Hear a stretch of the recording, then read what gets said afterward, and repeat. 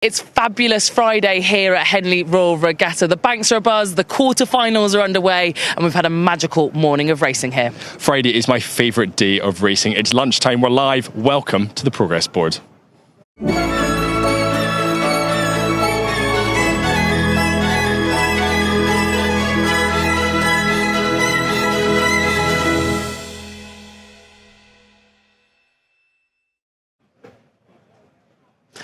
Welcome to the show. I'm Camilla Hadlin-Horrocks. And I'm Fergus Mainland. And each day just seems to be getting better and better here at Henley Royal Regatta. I don't know how it does it. The sun keeps shining, the crowds keep gathering, and it is just a really fabulous day here on the Friday of Henley Royal Regatta. The action just keeps getting better. We've got so many spectators drawing into the town of Henley-on-Thames, including some furry friends as well. But here are the crowds. Over 100,000 people attended the regatta within the enclosures last year, and I suspect, given the weather that we've got forecast for this weekend, that number is going to skyrocket and we're going to overtake that previous number. But everyone's still enjoying the scenes here, the picturesque countryside that they have to enjoy in Henley, and it is just a great programme of racing that they've got to look forward to today as well.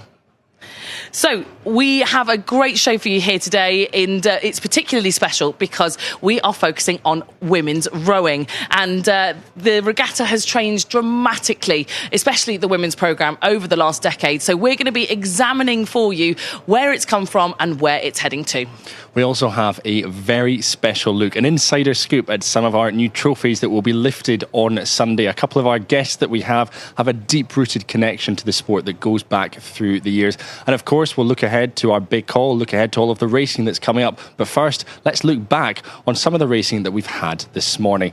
And we can start with one that I've had a personal vested interest in. I was up nervous in the grandstands for this one as Newcastle University took on Oxford Brookes University in the Prince Albert Challenge Cup. I'm nervous for good reason, because Oxford Brookes had a blistering start. They had been in fine form throughout the likes of Bucks Regatta, Marlow Regatta, but Newcastle, who have been so dominant throughout the winter season, powered on through the middle of it, and as they came past my position in the grandstands, I was chuffed to see them out in front leading as they come up to the finish line. A clear water advantage over Oxford Brookes University, and it will be Newcastle progressing through to the final four of the Prince Albert Challenge Cup racing in the semi-finals, which will be taking place tomorrow.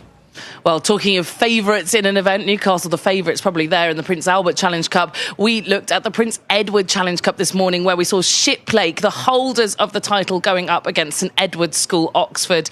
And it was a brilliant contest all the way, that grudge match playing out.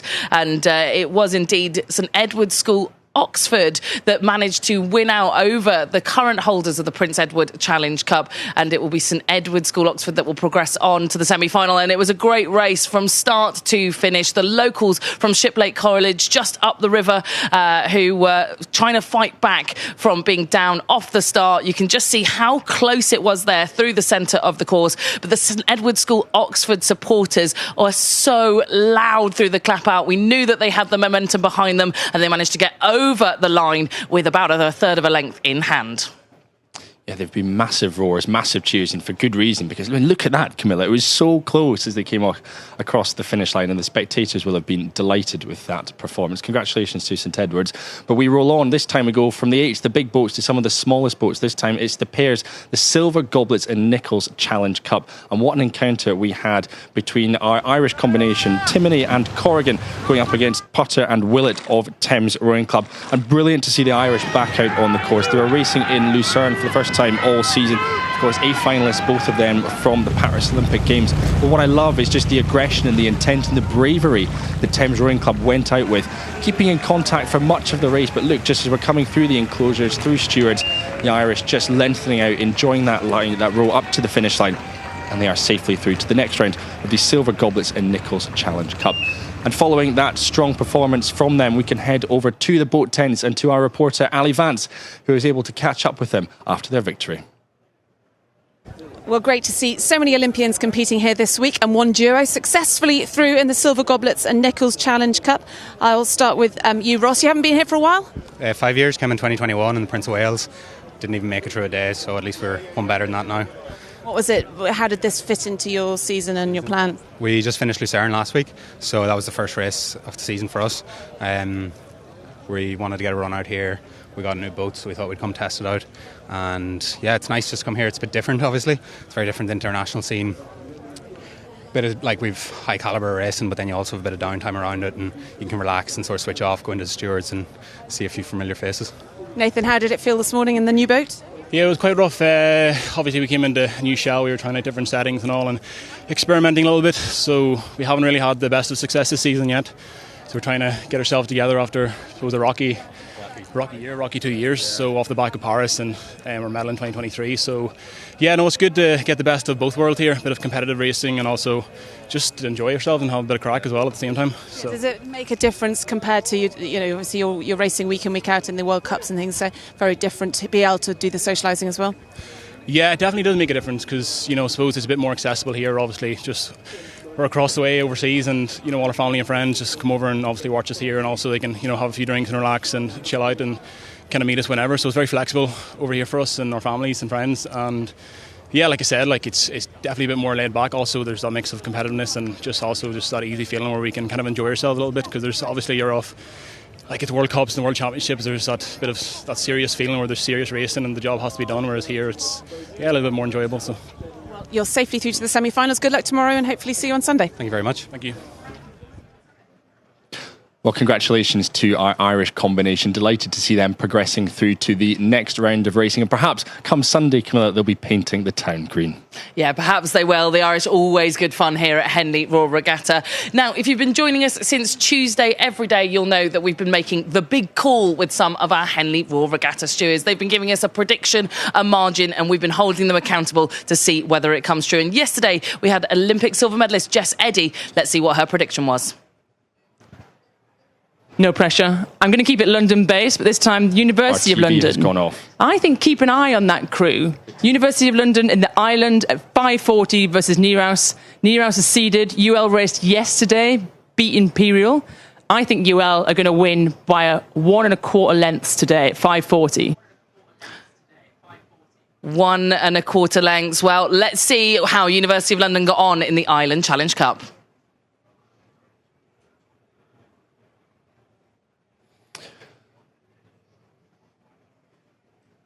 And here we have then out of the blocks, and it's just wonderful to hear the roar, the noise, the support, everything about these eights blasting out. And what a start from the Dutch just on the right-hand side of your screen. Selected crew coming into this, but come the finish line, what a change, Camilla. Yeah, what a change. A brilliant comeback from the University of London. The British University champions winning out over the Netherlands. Not quite the length and a quarter that Jess Eddy predicted, but certainly close enough that I think we can give her marks for that one. Yeah, I think so. And I think, do you know what, she's done well. And I think our stewards are 2-1, I think, so far in their prediction. So hats off to them, despite all of the busyness and all of the jobs that they've got going on at this regatta. And of course, there is so much to this regatta. It's not just the racing out there on the course, and it's wonderful on this fabulous Friday. The sun is out, everyone's enjoying it, and whether you're on the riverbank in a deck chair or perhaps you're out on one of the boats that is just cruising up and down the river, but there's plenty of smiles from everyone who is enjoying this one. Yeah, it is so much colour, so much pageantry. It's like nowhere else in the world here on Regatta Week in Henley-on-Thames. Just so much spectacle on the banks, and underneath all of this tradition, something is changing, and it's more visible than ever across the women's events here and through the programme of racing for women at Henley. It's been a big debut, new events, new competitors and new trophies, and we kick off today with the Princess of Wales Challenge Cup. It makes its very first strokes out here on the start line for the intermediate women's quads. And so brilliant to see that this brand new trophy will kick off today. Absolutely. And speaking of new trophies, it's such a pleasure to say that coming up we are chatting with the designer of the new Danesfield Challenge Cup, Abigail Baker, to hear all about the crafting of this incredibly special trophy. It's rooted in history. There's so much. So take a look at this and see about all of the design, everything that went into making the Danesfield Challenge Cup. To make a trophy of any trophy is exciting anyway, but to do one that's for a new women's event is just phenomenal. Bringing gender parity to a really old historical event, I think, is about time, but really exciting. For me, it's a canvas for expressing my spiritual connection to nature and honouring of the ancestral lineage of the metal. A lot of what I am doing is done the same way as it would have been 4,000 years ago. I wanted to go to the place to connect to the land because that is how I've worked. It was actually a really beautiful sunny day, and there were 4 kites flying over me, which felt really significant as well. And I was standing on the cliff top looking down the Thames, and then I walked around the grounds, and while I was there I found a flint artefact. Went back and looked over the river again, and I thought, this person who's made this by hand, and I'm probably the first person to touch this in a couple of thousand years maybe, that person also looked at this view. Women have been keeping this place going all this time. These are strong women. When I found out that there'd been this bronze spear found there, then that was it really. I was like, well, this is the symbol of warrior women from tribal times. I wanted to use that imagery to reference the time period and also to represent the swell from the oar blades. I've used 8 swells around each spear to represent the 4 sets of oars. A project like this actually takes, in this instance, is taking more than just me to make it. So there's actually a team of people from design to finish. It's nearly 6 months in production. I hope the women who win this trophy and the women who participate in the race will feel their own power. Not just their physical power, but their tenacity, their resilience. That's what warrior spirited means. Doing the same thing again and again until you feel like you've succeeded, whether that is winning or not.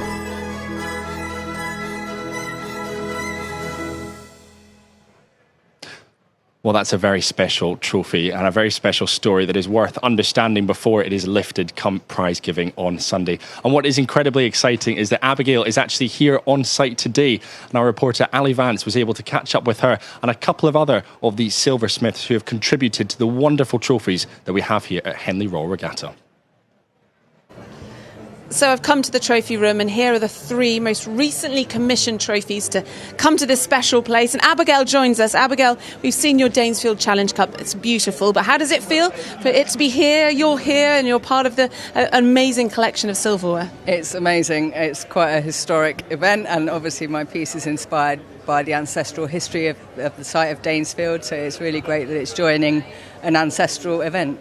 Jessica, you designed the Bridge Challenge plate, this interesting trophy in the middle here. What was your inspiration? Well, the inspiration was by the Isis and Nemesis sculpture on the Henley Bridge, made by Anne Seymour Damer, and it was just absolutely incredible to make this piece and sort of combine the fluidity of the gold in combination with the motion of the water, and I just loved making this piece throughout. It's very beautiful. And this one as well, the Wargrave Challenge Cup, another recently commissioned trophy. And I love the way the light reflects off this, Angela. This was your creation. Oh, thank you very much. Yeah, so the Wargrave Challenge Cup is to celebrate the Women's 8 Club 8's trophy that was installed during COVID, actually. So this was 2021 that I made it. And the bow of the boat, as it kind of breaks through the water, creates ripples, and also the stern as it comes away. And so what I wanted to do was to show that 8 different oars that touch the water and the power of the boat, going through at speed through the trophy. So hopefully, as you see, it's got this hand chase design, and as it turns around, you see the sort of many facets of that. You've definitely achieved that. But in terms of having new trophies at this event, new women's events, and female designers as well, it's a nice occasion. Marks a nice occasion. It's really important. I mean, we know each other well. We've trained at similar institutions.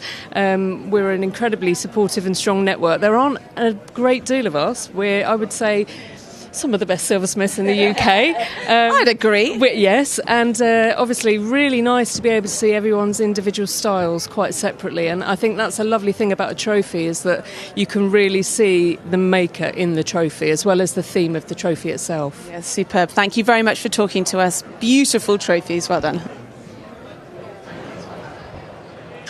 The trophies make the regatta for me. I went to have a look at them in the Stewards enclosure yesterday and saw some of the great work that the silversmiths were doing and saw some of their beautiful work.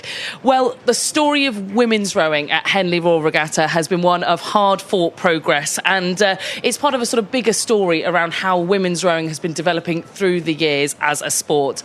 This year is a particularly special year as we're celebrating 50 years of rowing, half a century of women's rowing at the Olympic Games, that very first event back in 1976 in Montreal. And we are delighted to be joined by two guests that have been making change from the inside, pushing on, driving our sport. Anna-Marie Phelps, Olympic rower and Vice Chair of the British Olympic Association, and Jill Parker, whose connection with rowing spans decades of the sport. She represented Great Britain in that first ever 1976 edition of women's rowing at the Olympic Games. And Jill, Anna-Marie, welcome. Jill, I guess coming to you first, did you realise the gravity of what you were doing back there in Montreal 50 years ago? I think initially, no, because it was just another event, and it was very exciting. We trained very hard. But I think once we got there, we understood the gravity, because we were the first women to row at the Olympics. And I was actually in the very first race, the very first heat of the very first race for women at the Olympics. And I do remember sitting on the start thinking, oh my goodness, this is it. This is what I've been working for. And it just was amazing. And we came away thinking, we've done it. And we've hopefully set a pathway, because it's going to continue. But it was a lot of hard work, a lot of sweat and tears, and a lot of being worried about being selected, being picked, being chosen. And then we got selected, and then we went and we competed, and it was terrific. Amazing. And Anna-Marie, amongst all of the many hats that you've worn in sport, when you stepped down as chair of British Rowing, you talked about the word momentum instead of legacy. What does that momentum look like today for you? God, I think nowadays, I mean, even since I stepped down in 2018, women's rowing has moved on apace. And now at the regatta, we've got a full tranche of events for women. A lot of people are saying now we've reached gender parity. I'm slightly pushing back as a steward of the regatta and saying when we have equal numbers of women entering and competing at the regatta, I think, well, that'll be closer to equality for me. But it's fantastic to see these new events. And the momentum behind women's sport generally is really building. When we think about the amount of press and media coverage we're getting for football, for the T20, which is on at the moment, what we really need to see is more of that. Back in the 70s, generally speaking, we saw women's tennis in the summertime, and we saw gymnastics in 76, some momentous moments, but hardly any other women's sport in the media. You've kind of alluded to it there, but I'd be keen to hear, what change still needs to happen in order for that to kind of, showcase women's sport, continue to grow it. What would have helped, the athletes back at the 1976 Olympics with Jill, and now future athletes racing here at Henley Women's Regatta. What still needs to change? I think we need to still continue to work really hard to normalise the fact that women are good at sport and do it, and to help people understand that actually just because women are not as physically strong and powerful doesn't mean that the sport they're doing isn't as good. We still have some real holes and some real gaps in sport in terms of representation of women, particularly at the top levels. So if you look across all of the sports, even across rowing and the national governing bodies of rowing across the world, very few are led by women and always have been. So there's that governance piece, the leadership piece, and until you have those women around the decision-making tables, making sure that it is possible that the barriers are taken away for young girls coming up after us, it's always going to be a battle. So still lots to do. Absolutely. And Jill, you've talked already about some of the rowing that took place in Montreal. Take us back to the beginning of that journey when you started out when you were 22 years old, and then 4 years later racing in Montreal. How did you get from Hackney to Montreal in that 4-year process? Well, I started rowing at 16 at Lee Rowing Club in Hackney, because I lived up the road from there. I used to walk down and see the rowing, and I saw mainly boys and men rowing. So I inquired, I said, do girls row? And then someone said, well, if you bring some girls down to row, we'll put them in a boat. So I found some friends at school who I asked to come with me, and we started rowing. And I quite enjoyed it because I always enjoyed sport and I always enjoyed a challenge. And this was a new sport. And I swam at quite a decent level as a youngster. And I took to it really well. So winning Brit Champs in 73, Cox Fours was the only girls' event at Brit Champs. And my little crew from the East End, we won it by 2 inches, but that was enough. I remember it. Our Cox was 12 years old. And the crew was 17, 16, 14. Amazing. And we won it. So from there, the next year I went sculling because that crew broke up and I had to scull in seniors. I think that's when I was recognised by Penny Tutor, who was the coach. So that year, as a senior sculler, I represented England at the home countries, although I was still a junior because there was no junior events for girls. And it went on from there. I got invited to squad trials. I thought, this is good. Went to squad trials, competed, got in, went to 75 World Championships in Nottingham and carried on to the Olympics. And I just thought, this is a dream. You know, I've come from that to here. And I just enjoyed every minute of it. I enjoyed competition and enjoyed the squad feeling. And I loved the rowing. I thought it was great. Yeah. So, yeah. Amazing. And Anna-Marie, if there's one thing that you could say to the athletes who are competing in the 3 new events this year's Henley Royal Regatta, what would that be? You know, I think they should just enjoy themselves. You know, this is not a professional sport. Nobody's going to make their living out of it forever. But it's a sport that teaches you so much and gives you so much. You know, it's transformed my life. I would never be doing what I'm doing now if I hadn't taken up rowing age 19. I was a bit older. But it will transform your life. It gives you friends for life. The things you go through with your crewmates, you guys know, make you stick together. So really just enjoy the moment. Fantastic.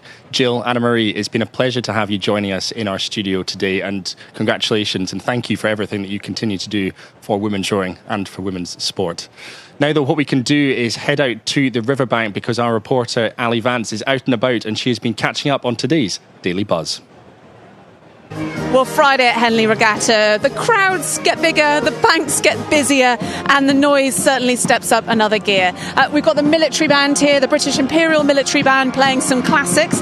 And new to the Stewards enclosure this year is the wonderful Nye Timber Routemaster bus. It's a great addition, very popular. Nye Timber, of course, have been partners with Henley for a number of years. Lois, lovely to see you from Nye Timber. How's it gone this week? Yeah, fantastic. It's great the bus is in here this week. We were outside in Little Lime Meadow last year, so it's fantastic that we're now inside the enclosure, in the hustle and bustle, nice and busy as you can see. It's been fantastic.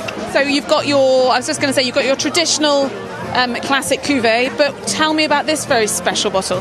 This is our limited edition rosé, which is around really until stocks last, but for this summer, just showing English summer fruits in the glass. Very pretty bottle. It's the same wine inside as our normal, let's say, rosé bottle, but just a nice little addition for the summer. And where are you from again? Remind me, Sussex? Yes, down in West Sussex. We have 11 different vineyards in Sussex, Hampshire and Kent. Yeah. It's great to be here and enjoy the rest of the day. It's only going to get busier for you, so yeah, it's going to be a long day because there's a great buzz here. I'm going to just see if I can talk to some of the spectators in here. Hang on a minute. Sorry to interrupt you guys, break you up. Are you here supporting a particular crew? Chicago Rowing Foundation. Oh, we found some Americans. Great. Big weekend for you guys. Chicago are rowing this afternoon? Yes, at 2 o'clock against LEH, Lady Eleanor. And how are you connected with the boat? Our daughter rows the stroke seat of the boat. Ah, proud parents. How are the nerves? Great, very confident, excited. Okay, very confident. How's the season gone so far for you guys? Great, they were second in nationals, so. And first time at Henley for you. You're obviously involved with the team as well? Yeah, I'm president of Chicago Rowing Foundation, and it's our first time here at Henley, and we're very, very excited. We had to raise a lot of money to get here, but we're excited for the competition and grateful for the hospitality. Has it lived up to all expectations so far? It has, for sure. We were here 2 years ago. Our son raced for Cornell, and so it's fun to come back and support the juniors this time. And obviously hopes are very high in Prince Philip? Absolutely. So we're hoping to progress after today. and our race is at 2 o'clock. Good luck, guys. And how's the English sparkling wine? Fantastic. Right, settling the nerves. Thanks very much for talking to us. Thank you. Back to the studio. Thanks very much, Ali. Lovely to see the band there at the open of those pictures. Can't wait. They've got Mary Poppins and Les Miserables on the programme later on today. I must get down the bank to listen to that. I'm a big musicals fan. But also great to hear from some of the parents there of the Chicago Rowing Foundation. And it's almost like they knew they were going to be on our look forward, our races, our key contests on this afternoon's programme. We're down to the quarterfinals.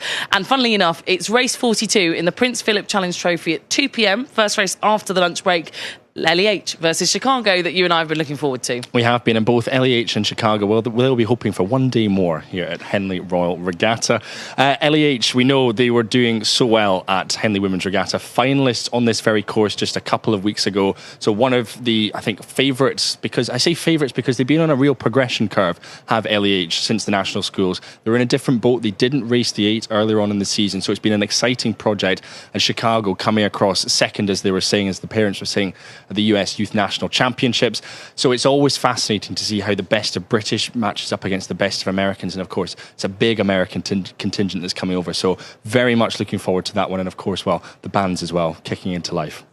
Our next preview feels particularly pertinent here on our celebration of women's rowing at Henley Royal Regatta and at the Olympics, because we've got the debut of the Princess of Wales Challenge Cup for intermediate quad sculls. The very first strokes will be taken in that event at 2:40 today. But there's another matchup in that particular event that we've identified as being quite a good one on the cards. 3:20 p.m. Reading University versus Molesey. Yeah, absolutely. And I think it's just worth highlighting and just giving a shout out to those crews who'll be taking the first ever strokes. That's Leander and Hartbury going up against Nearhouse in, as you say, the first ever Princess of Wales Challenge Cup. But Reading University, you know, if there was ever an event that had a red hot, you know, absolute certain favourite, I'd put it on to this. Reading University have been so strong, and the programme that Simon Williamson, Will Rand, Chris Bartley have built up is one that breeds success but also breeds so much enjoyment out of rowing as well. And they have been dominating the sculling scene, they've been dominating the UK university scene, and I'm so excited to see them step up into the intermediate events. They're going up against Molesey Boat Club, winners of the Thames, winners of the Wargrave Challenge Cup last year, I could say,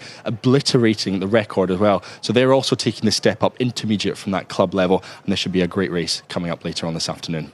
Yeah, you mentioned Reading, the students there racing up into intermediate, and let's stick with the theme of students. Let's go to the Temple Challenge Cup next, which is the student men's ace. Race 66 is the one that I've circled on my programme. 4:20, a big American matchup between Syracuse and Washington University. It is. Look, you've had it circled. I've had this bolded and highlighted, quite frankly, since the draw came out last Saturday, because Syracuse have been such an exciting unit all season long. It's their second ranked 8, and they were 4th at the US National Championships. They're going up against Washington, which probably is the fastest boathouse in America when it comes to collegiate men's rowing. And this crew from Washington, it's a bit of a blend across some of their lower ranked boats. So it'll be fascinating to see how the strength and depth of Washington goes up against the experience and time together that Syracuse have spent. This is not one to miss. Yeah, not one to miss. I will be bankside for that one. And finally, the Fawley Challenge Cup. This has seen some great racing. I think the smallest margin of the week in this between Hinksey and Clare's Court yesterday, just 6 inches. But today in race 70 at 5:45 p.m,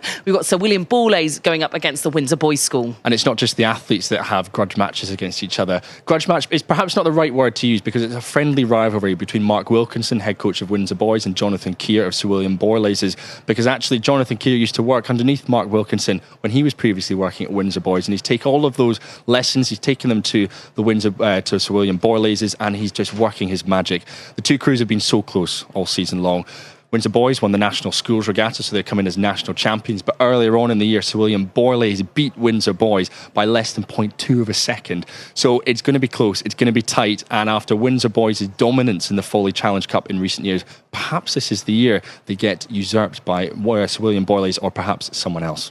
Well, we're going to have to find out, and we'll see where that race features on this afternoon's programme of racing. It's quarterfinals day here at Henley, and this is what you've got to look forward to on your afternoon programme. We kick off with that race that we are oh so looking forward to. Lady Eleanor Hollis versus Chicago Rowing Foundation in the Prince Philip Challenge Trophy. It's then that race in the Princess of Wales debuting at 2:40 p.m. You can see it there. Leander and Hartbury versus Neuhaus.